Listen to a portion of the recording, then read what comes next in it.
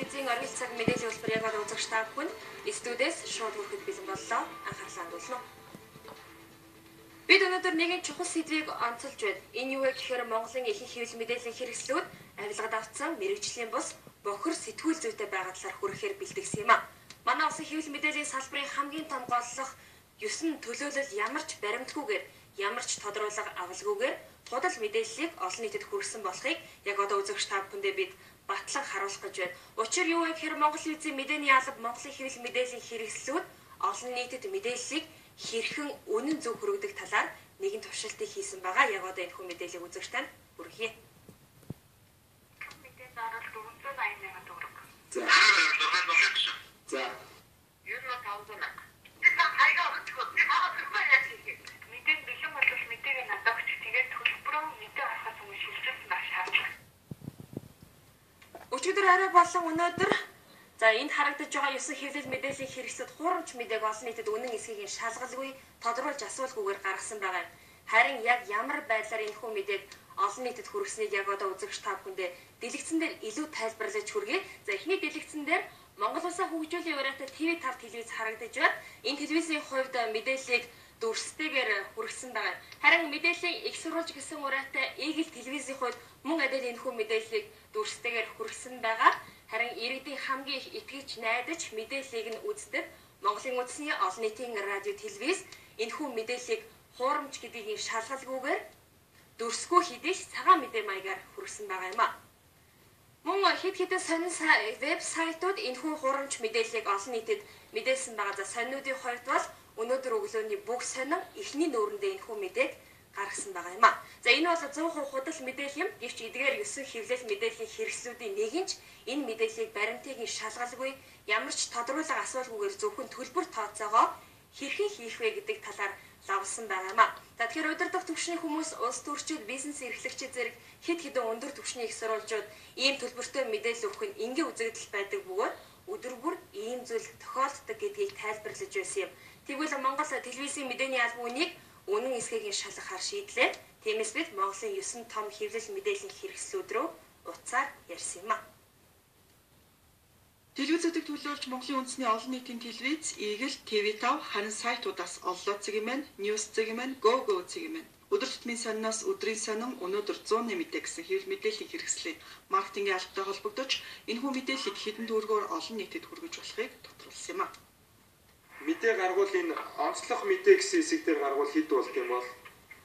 Мэдээ зарал 480 мянган төгрөг. За. Өглөө хараад маргааш өглөө хайшинтай курс байна. За 24 цаг. Энэ сүүлд нэмэгдсэн гэдэг дээр нь орвол? Сүүлд нэмэгдсэн мэдээ 180 мянга. За. Нөгөө хажуудлын багтаа сурсан цагаараа хэрэглэхэд орчих. Ааха. Хангалттай амбарууд минутын цаг өргөөл сурсан. Миний хувьд хэлбэр агуулга тухай компанитайгаа яриад зорчих гэсэн. 400 500 гэсэн хоёр янз байгаа. Ааха. Мэдээ онцлог мэдээ гэдэг яриад. Энэ харин цагаатад шашиг турч. дотоод мэдэн дээр мэдээ тавиулвал хэд болох вэ? Мэдээгээ зүгээр ингээд шинээр урсгах юм уу те шинэ мэдээгээр. Тийм шинэ мэдээгээр оруулахад. 20 мянга.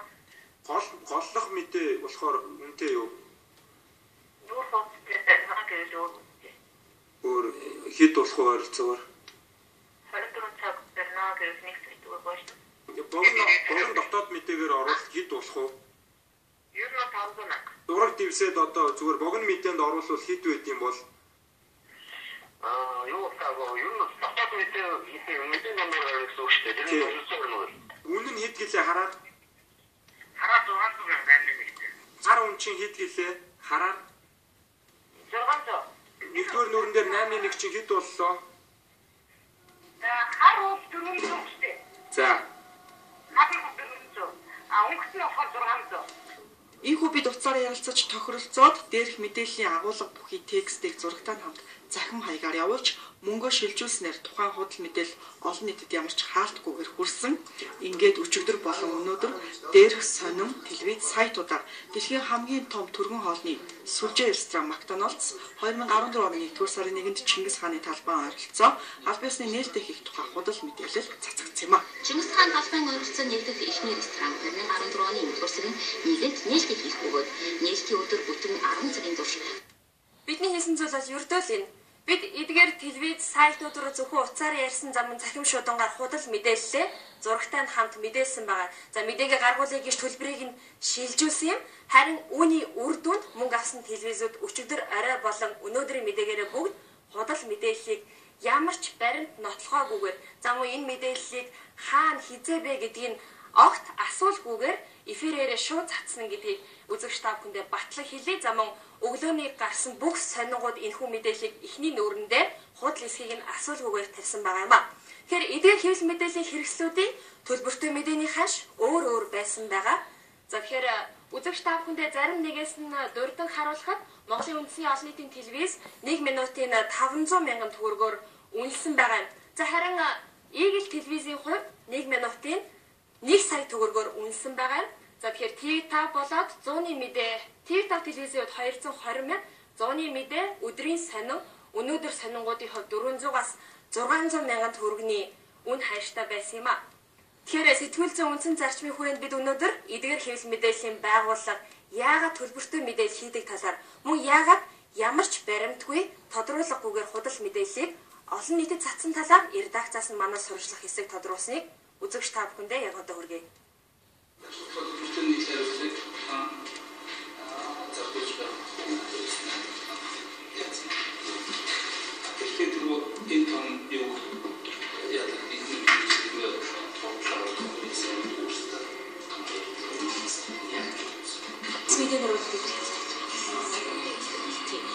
Тэгээд бизнес мэдээ өгөх манай бодлогын албаныхан одоо энэ холбоотой авлаа текстийн авлаа утсын авлаа манай дансуу мөнгөнд орлого боловсруулах өөрсдөө бидний шаардлагагаар шууд өөрсдөө санал болгож байна. Өөрсдөө манайх руу санал тавиал одоо манай танаа дээр мэдээлэл тавья.